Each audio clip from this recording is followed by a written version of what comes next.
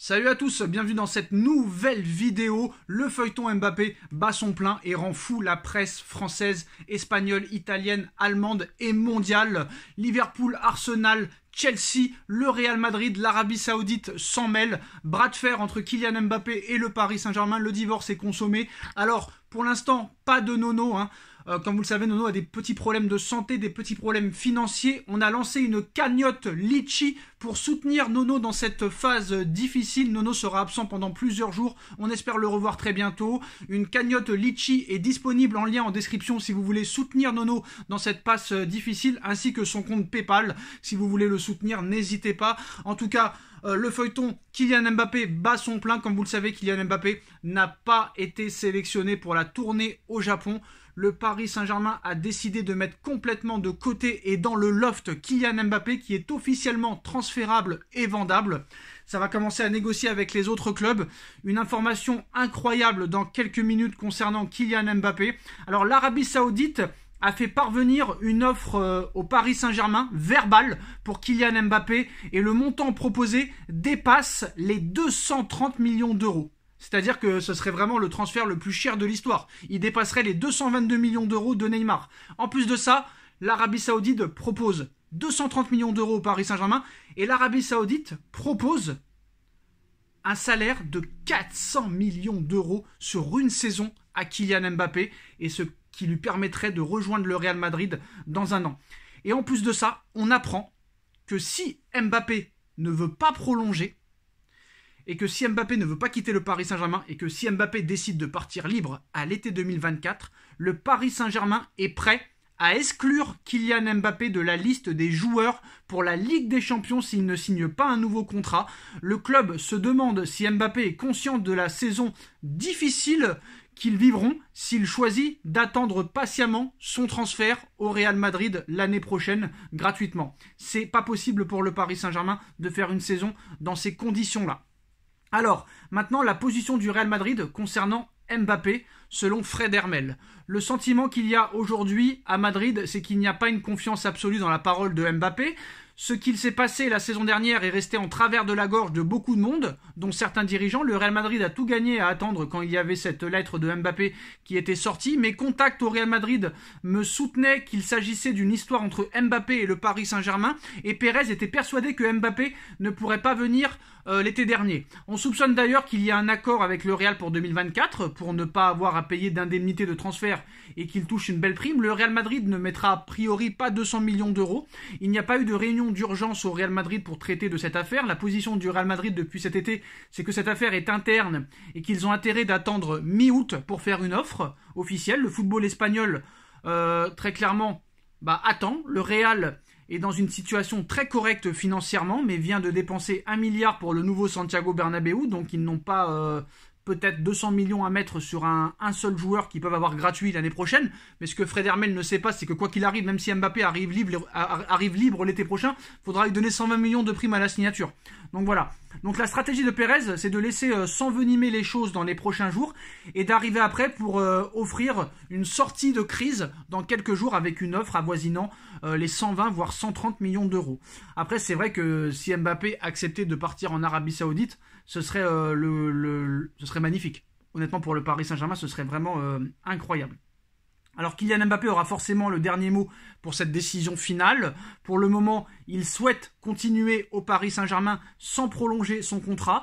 Chelsea est intéressé par un transfert de Kylian Mbappé. Aucune offre pour le moment, mais un autre gros club anglais étudie la faisabilité d'un transfert. On parle de Manchester City et on parle d'Arsenal aussi, mais Chelsea est très intéressé par un transfert de Kylian Mbappé. Al Hilal propose plus de 230 millions d'euros au Paris Saint-Germain pour le transfert du joueur et lui offre un contrat d'1 an avec 400 millions d'euros à la clé. Donc c'est pas rien là, on parle vraiment de très très gros sous. Voilà, Kylian Mbappé a rejoint le groupe du Loft au Paris Saint-Germain. Les dirigeants du club maintenant très clairement sont prêts à l'exclure du club, à l'exclure de l'équipe première et à l'exclure de la liste de la Ligue des Champions. Donc je pense que Paris va tout faire pour s'en débarrasser ou va tout faire pour qu'il prolonge, très clairement. Il ne faut pas oublier que Paris lui propose 1 milliard d'euros sur 10 ans, mais jamais Mbappé prolongera de 10 ans au Paris Saint-Germain, ça c'est sûr et certain, on n'est pas naïf. Maintenant, Moi, je pense que la finalité de ce dossier, c'est que je pense que l'Arabie Saoudite, même s'il propose 125 milliards d'euros, je ne pense pas que Mbappé ira là-bas. Je pense que Mbappé ne veut qu'une seule chose, c'est le Real Madrid et pas d'autres clubs. Et je pense que voilà, Pérez va venir sauver le Paris Saint-Germain et Kylian Mbappé. Et je pense qu'une solution à l'amiable sera trouvée. Le contrat de Mbappé au Real Madrid tient sur 6 ans avec un salaire de 35 millions d'euros par saison, des droits à l'image, des primes. Donc voilà, le PSG, en plus de ça, est vraiment prêt à faciliter ce transfert. Bon. Au niveau des primes de fidélité, si Paris doit payer la prime de fidélité, même en cas de vente en annonçant officiellement son intention de le vendre cet été, Paris a d'autres moyens de pression pour éviter de verser la totalité des sommes convenues lors de la prolongation de Mbappé. En effet, Paris joue sur l'option d'1 an qui n'a pas été levée et pour cause. Cela justifierait le non-paiement d'une part restante de la prime de signature et de la prime de fidélité de l'an dernier. Bataille juridique très probable à venir entre les deux camps. Le jeu sur les règles est total et chaque camp interprète les zones grises du contrat à sa guise pour en tirer le plus d'avantages. Ça, c'est sûr et certain. Et pour pallier le problème de la prime de fidélité, une solution viable au dossier serait que Kylian Mbappé accepte d'en percevoir moins que les 80 millions d'euros convenus avec le PSG et que le Real Madrid la prenne en charge à la place du Paris Saint-Germain ou encore que les deux clubs, très clairement, trouvent une solution, que les deux clubs trouvent une indemnité. Alors, proposer une bonne prime à la signature aux joueurs et une indemnité de transfert record que le PSG réclamera en cas de vente. Le Real Madrid prendrait en charge à la place du PSG ou encore que les deux clubs la partagent. Outre cette prime de fidélité, le Real Madrid devra aussi faire un effort pour proposer une bonne prime à la signature aux joueurs et une indemnité de transfert record que le PSG réclamera en cas de vente. Cette solution plairait au Paris Saint-Germain dans le cadre d'une vente cet été, mais pour l'heure, la volonté du club reste toujours de convaincre peut-être Mbappé de prolonger d'ici le 30 juillet prochain. L'aventure est de faire un effort financier à hauteur du montant de la prime pour le conserver. Selon des sources proches du dossier, c'est la seule formule viable pour que Kylian Mbappé parte cet été, mais Madrid ne voudra peut-être pas donner son accord à un tel deal, aussi désavantageux, alors que le joueur, certes, est libre dans 1 an, mais je le répète, quoi qu'il en soit, même arrivé libre l'été prochain, Florentino Pérez devra mettre à la main à la poche. Quoi qu'il en soit. Et le coût potentiel d'une signature à Madrid cet été pour Kylian Mbappé est très conséquent.